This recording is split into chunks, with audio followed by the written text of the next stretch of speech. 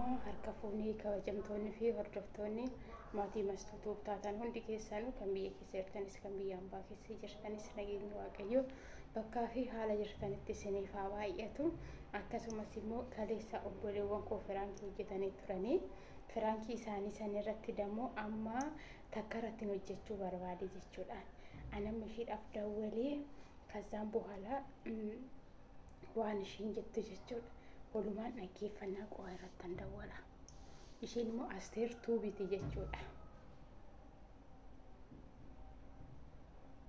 Alo?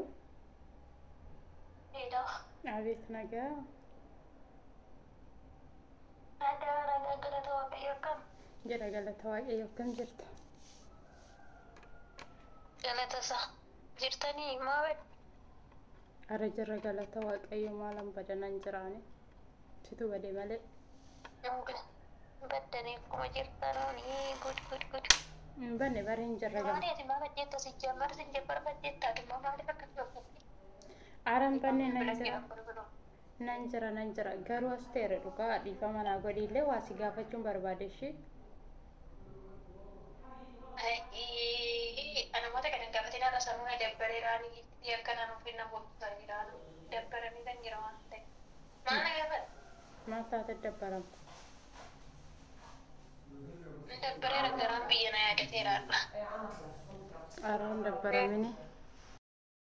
Sababa saniif dhugaa baay'ee waan kanallee siin jechuullee hin danda'u garuu na ajaa'ibde garuu Asteer jechuudha lamin ani si jechuuni hiriyaa waggaa baay'ee biyya hambaa keessas wajjin turre wantoota baay'ee waliin dabarsine garuu hin beekan natti dhaga'ame beektaa jecha wayii dubbattee turtee jira. Yaa Rabbii kiyyaa Uraa'el abbaatee Uraa'elidha. Akkanaan una tattee jiratin jechaaran taroo maalan dubbadde moo usin akkanamaan moo wanta ta'e natti fiddee nufi maal taate deemboo jirara.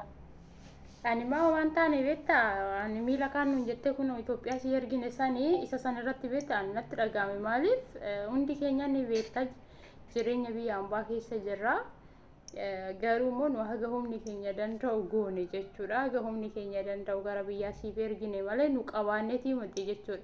Silazaa waa'ee birrii akkasii qubna garii gootanii birrii ammoo hoodanaaf ergitanii obboleettiin kooyii cidha ishee birrii teechan xiqqishuu tanaan gaggeeffatti minaamina jettee Asteerinaan jedhan jechuudha. Even silaanu aguma qabnu siif kennine maaliif akkana nuun jette baay'ee na ajaa'ibe jechuudha.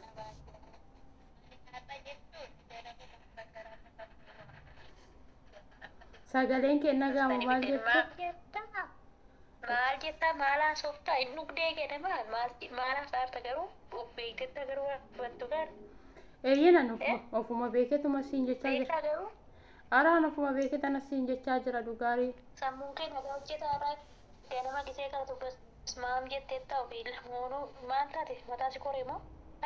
Eenyutti dubbadden waan akkanaatu nama dubbadden si jemmar sargi maali sistarii teebiri sin ergitanii daggasti si jemmar akkamittan akkas jedha andeenyaa nagar demmoo amma hir'ummaa amma obbolummaa isinitti meen isinis immoo ukkaan namni namaa gochuu biddaa odoo taa'e ishiinuu nama ga'a jechuudha dhugaa dubbachuudha hundi keessan irraan gaafa guyyaa isinitti dubbadde ishii jettaniitu badasitaniidhaan waan naaf gootanidha jechuudhaan maaliif namni birri takka yoo kenne bakka waan qabu jechuudha akkamittan akkas jedhaan naman akkas jedhu miti ishii si jemmar jechuudha akkamitti akka taasoftassin moo waa'ee si durumaanuu garumaanuu hin goone duubarra na hamataa jirtan jechuudha kun immoo duubarra na bazzataa jirtanii jechuudha yoo akkasis ta'e immoo dhugaa rabbi fiyyuu jechuudha ani waan akkanaa kana hin jaaladhu ani si jemmar nama godhanii ba'anii akkas godhachuudha ani sodaata ta'anii si jemmar namaa kana na jajadhu jechuudha amma isinitti si quufee amma uummanni si kootita isinitti dubbadhe si jemmar dhugaa rabbi fiyyuu kanaafuu kiyyaafuu garaa na kafee jira maal jette takka naan jette bakka itti rakkoon qabu hunda'u jechuudha birriin galee nan gaafadhaa kazaan akkaawuntii na ergaa ndoomu isiniif hin deebisa jechuudha rabbi ani waan akkana qalbii akkasii kan hin barbaadu bakka maan akkana namaan jechuun sin akkamitti akkana namaan jetta maanni duuba namaa bazzattammoo qalbii mootibar jetta maal jechuudha suusin naa kana eessaa biddeenii dhufta si jemma mi'a yoo yaaddu akkamittan akkana hin jedha oguma yaaddu maal jeetan akkana jedha ukkaan ani amma tana ergitanii mitiifi dhugaa waaqayyo birriin kun ijoollee kanatti baay'ate hundinuu guyyaan baa keessa jira yaa Kanaafuu jechuudha akkaawuntii keessan ergaati ani si jammare eenyudhaanan jedhee nama sanaa fiddaa. Amma bare kirkirii moti bar namni tokko garuu immoo bar waanuma ati jette deebisee nutti hima malee namni mana kee keessa yookiin gwaadaa kee keessa deemee si eegu. Jechuudha iddoo soba keeti kun jechuudha soba keeti waan botolettee fidattee dhuftee dabalee ani eenyudhaanan jedhee eenyu tanaasayi. Loomis taanaan kaleessa dasitti hidhatte intinaa jenna si jechatan ture si jammar isheedhaaf iyyuu maankoon si jammaran jechuudha. Yaada galgala naa daawwata xiqqishuu takka taasise malee waa'ee kanaa iyyuu ittiin dubbadde si jammar ani amma galee iyyuu urgixanyaadhaan itti naan taane jechuudha. Silatti ani waan godhu qabu jechuudha waan nan hin dubbanne waan nan hin yaadne tokkodha isin kanaasaa jirtan jechuudha waan ta'eef iyyuu wantan godhu tokko qabu. Garuu kan namni tokko immoo bara amma as ta'e namni dhufee balbala kee ankoo akka hin jiru bara maaliif nuun jettee ishii siin jennee jirraa wanti eeggannu immoo ishii siin jennee raawwanneen booda ati dammoo maaliif waan kana haasofte siin jedhe malee bara waan baay'ee akka haasoftu hin barbaanne jette moo hin jenneedha nama dubbii gabaabaa jette yoo ta'e jedheen jira hin jenne yoo ta'e hin jenneedha bakka dubbiin. Bakka hin jenneedhaan eessee fidee jedha eenyutan jedha nam takka hin jenne ani si jammar jechuudha. Loomitti kalee galgalaan himne. Nam takkattuu hin dubbanne. Loomitti. Nam takkattuu hin dubbanne. Ani nam takkattuu hin dubbanne akkamitti jammar baan jedheen jedha akkamitti namni akkana namaan jedha kun si jammaroo akkana kana ammoo bakka isinii jechuudha dasitaa naaf hin goone jechuudha jechuudha bakka ofirraa baasuu gootan.